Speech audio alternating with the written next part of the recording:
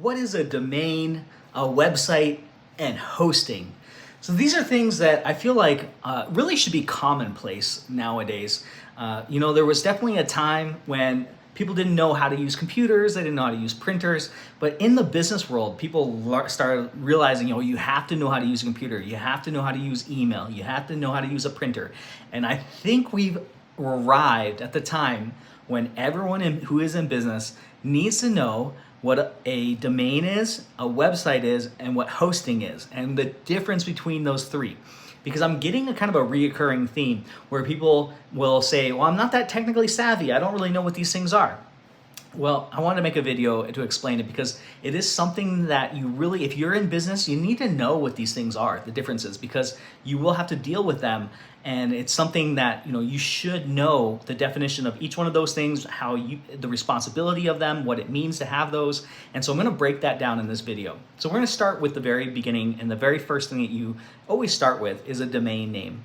So domain names are probably something you may be familiar with. Obviously, it's the actual destination. So mywebsite.com. It's going to end with a .com, it's going to end with a .net. There's a lot of variations it can end with. But you go to a place like a GoDaddy or a Namecheap and you reserve the domain name. So that's like an address, a destination on the web. That's just the address. It doesn't mean you have a website. It doesn't mean you have it up it's not live, nothing like that.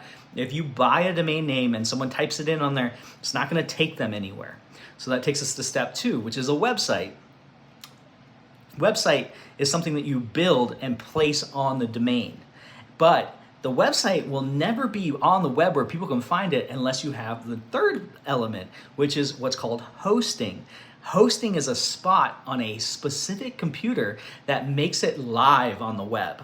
So it's somewhere that will allow people to actually visit your website so they can go to it. Now you can put, without a server, without hosting, you can put a website, locally so you can visit it. But if you want other people around the world to be able to visit your website, it's got to be on a server that is hosted. So you're going to need hosting.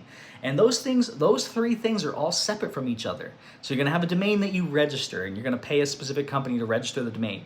You're going to have a developer, or maybe you're doing it yourself. Like I'm a web developer. So you're going to have somebody who builds you a website.